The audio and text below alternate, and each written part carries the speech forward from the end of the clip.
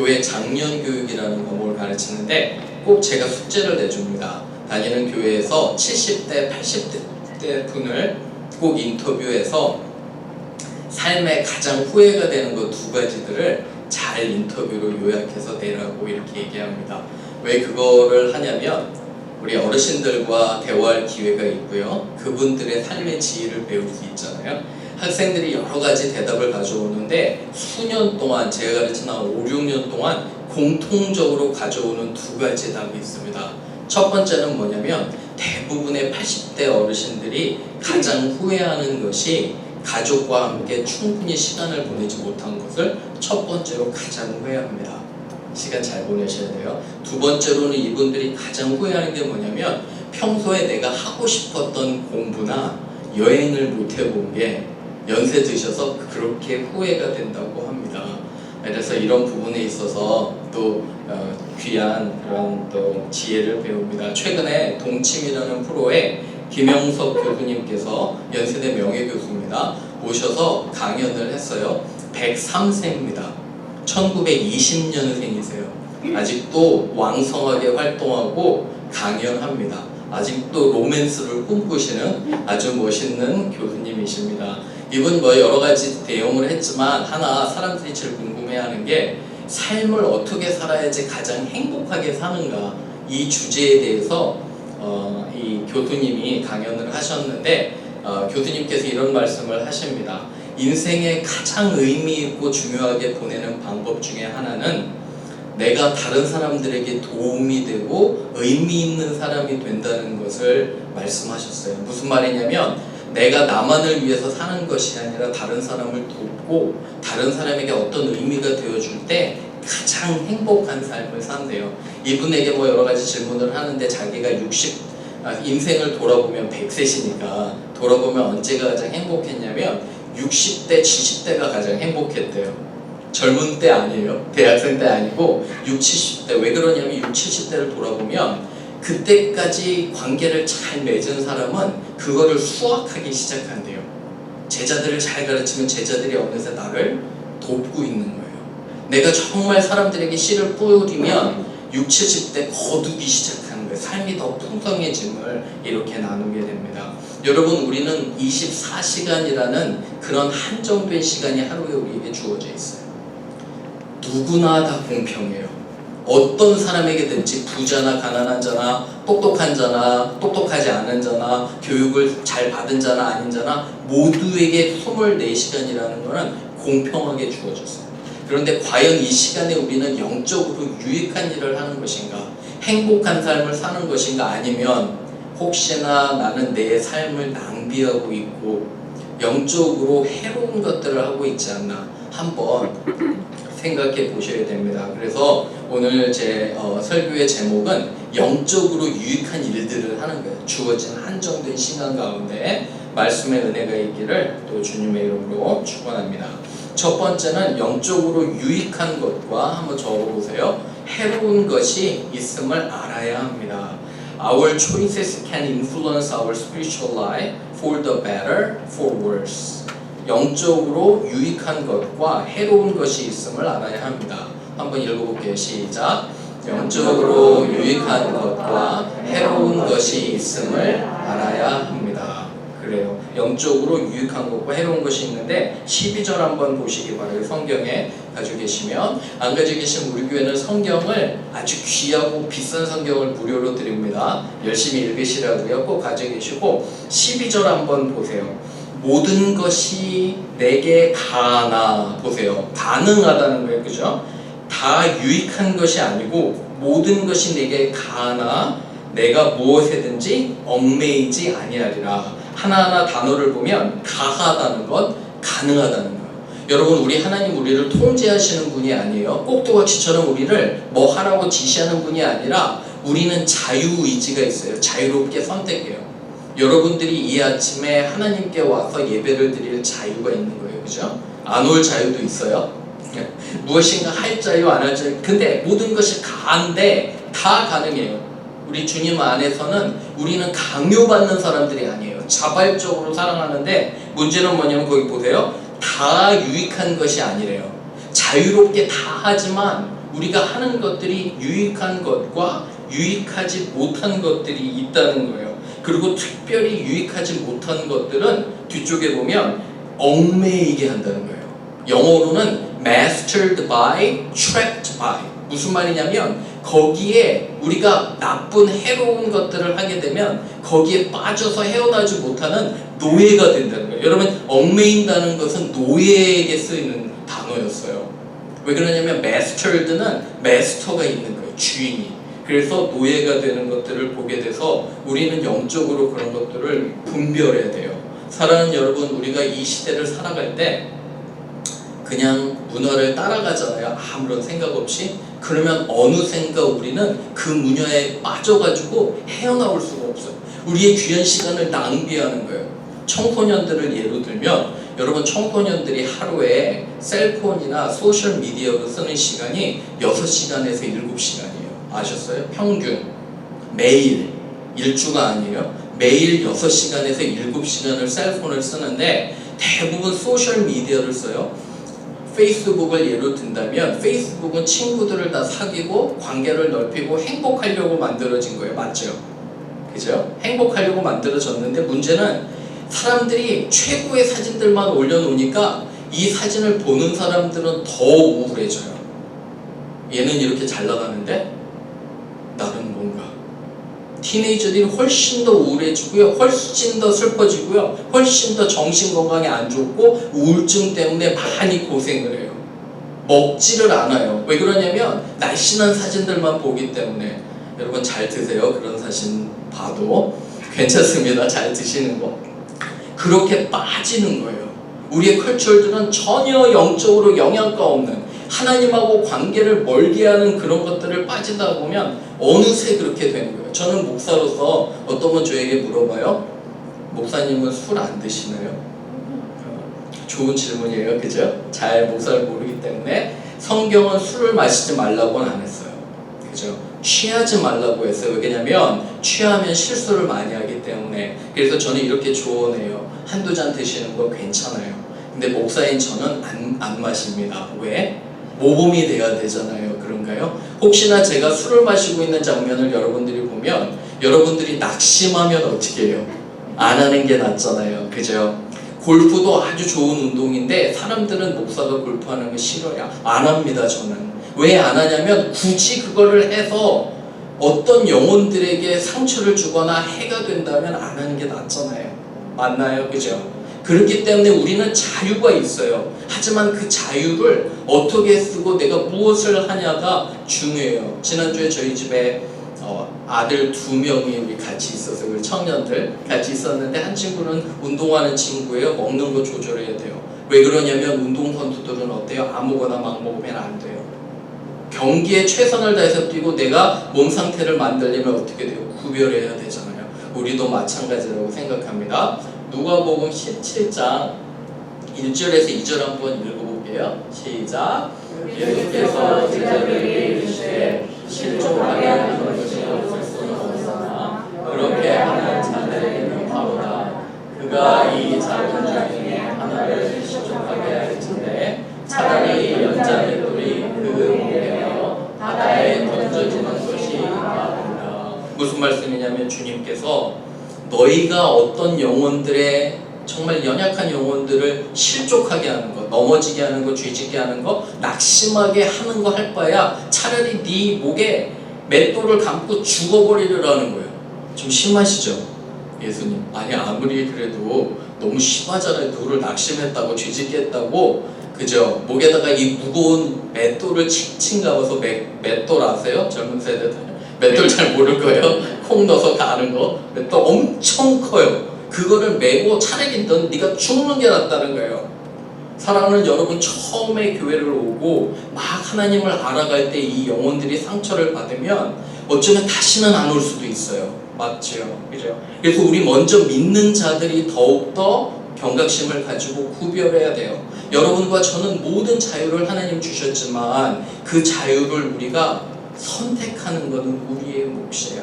사랑하는 여러분, 여러분들의 삶을 저는 잘 모르지만 개인적으로 어떤 것이 하나님과 나를 멀게 하는가, 어떤 것이 시간을 낭비하게 하는가, 어떤 것이 내 귀한 시간을 뺏어가는가를 잘 보시고요. 정리하셔야 돼요.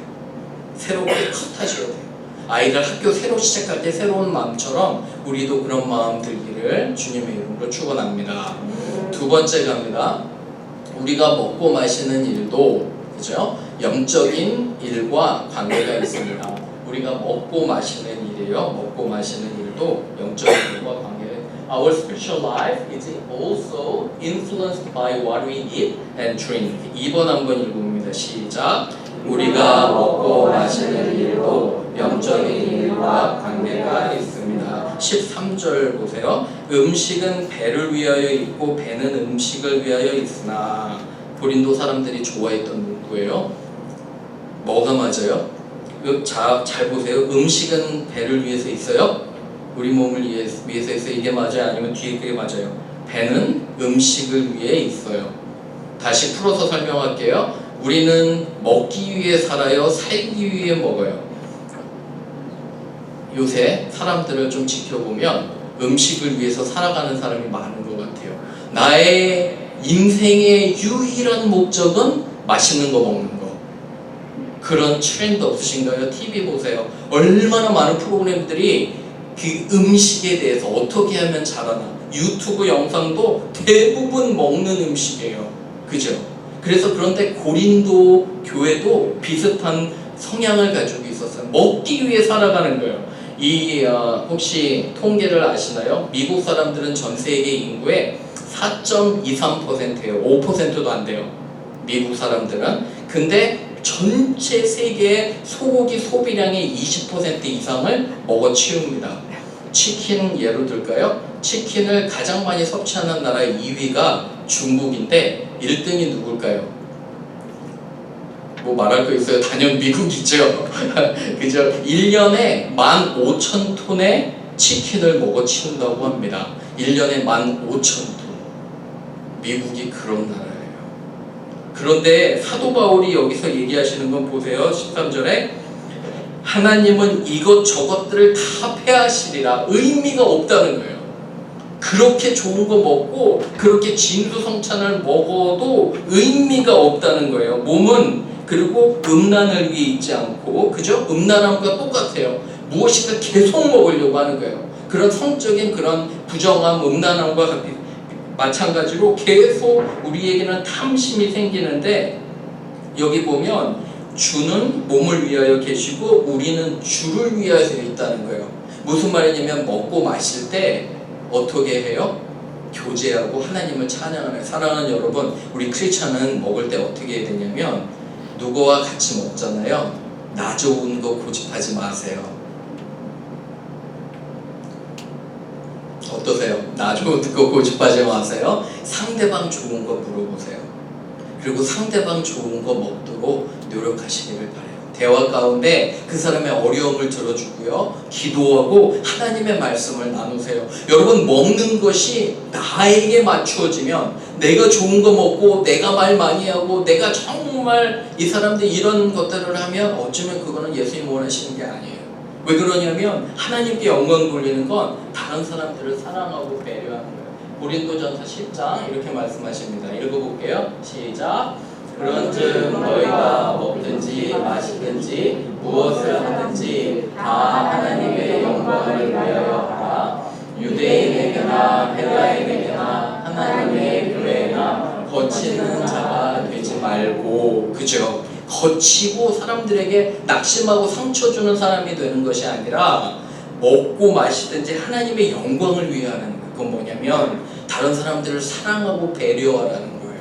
그런 의미에서 먹고 마시는 것도 중요한 것 같습니다. 그렇죠? 기억하시길 주님의 이름으로 축원합니다. 마지막 갑니다. 마지막 음란한 것은 영적인 것에 심각한 해로움을 주게 됩니다. 한번 보세요. 음란한 죄는 영적인 것에 심각한 해로움을 주게 됩니다. Sexual immorality is harmful to our spiritual life. 세 번째 한번 읽어볼게요. 시작. 음란한 죄는 영적인 것에 심각한 해로움을 주게 됩니다. 아멘. 15절 보시면 너희 몸이 그리스도의 지체예요. 우리는 형제자매예요. 그런데 뒤쪽에 보면 창녀와 그죠? 이런 음란함에서는 창녀와 지체를 만들되는데 포인트가 뭐냐면 16절 보세요. 창녀와 합하는 자는 그와 한 몸이래요. 여러분 몸만 섞이는 게 아니에요. 정신도 같이 연결이 된다는 거예요. 하나가 된다는 거기 때문에 엄중히 경고하는 거예요. 그런데 17절은 주와 합하는 자는 한 영이라. 18절 음행을 피하라. 맞서라고 하잖아요. 맞으면 결코 우리는 이길 수 없어요. 피해야 돼요. 도망쳐야 돼요. 그런 것들에 대해서 멀리해야 돼요. 이 유혹이. 그리고 우리 몸에 죄를 짓게 되는 것을 여러분과 제가 분명히 알아야 됩니다. 저는 여름마다 기억나는 게 있어요. 항상 제가 청소년 사역 오래 했잖아요. 청소년들을 좋아하고 티네이저들 아이들을 데리고 여름마다 인디애나 대학교라고 테일러 대학교라고 인디애나주에 있는 대학교가 있어요.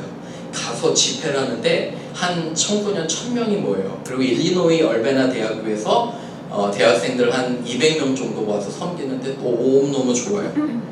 그냥 가서 예배하는 순간 자체부터 은혜가 되고요. 아이들이 정말 열심히 기도하고 찬양하고 하나님 말씀 알아가고 다시 결단하는 좋은 집회였어요. 수년 동안 가서 저는 제가 은혜가 되는 거예요.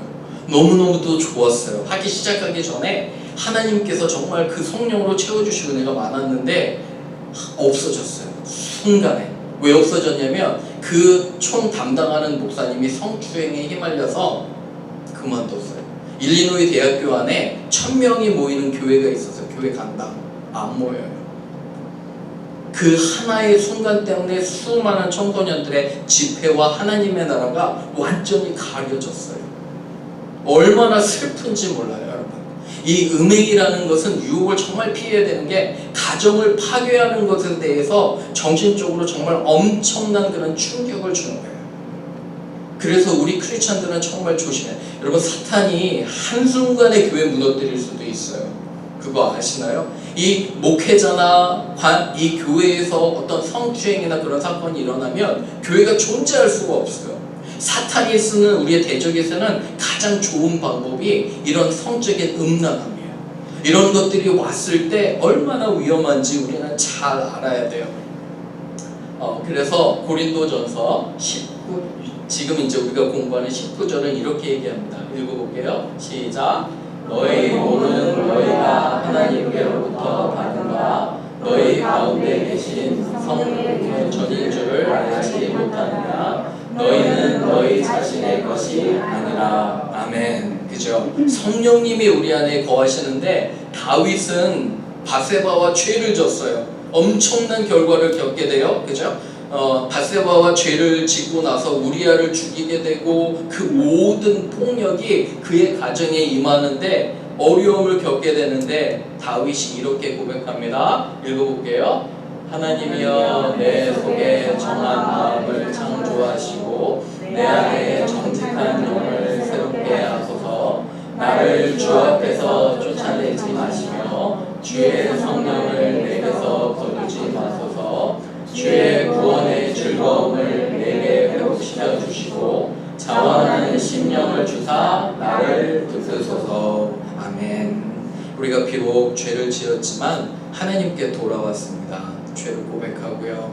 하나님 나에게 정결한 마음을 다시 허락하여 주옵소서. 우리 예배는 그렇게 하는 거예요. 그죠? 용서를 구하고요. 지금부터 잘하면 돼요. 지금부터 결단하면 되고요. 지금부터 내가 가족을 더 사랑하고 내 말과 행동에서 더 존중하고요. 지금부터 나의 삶을 정리하면 돼요. 사랑하는 여러분, 설교를 마치면서 우리가 그 주제를 생각해 봐야 돼요. 내일부터 또 시작이에요. 24시간 여러분과 저에게 주어졌어요. 그죠? 정말 귀한 시간이에요. 한번 지나가면 결코 돌이킬 수 없는, 아이들 커갈 때 그런 거 느끼시죠? 순간순간이 너무도 귀해서 왜 그렇게 빨리 크나 그런 생각 안 드셨어요? 그죠?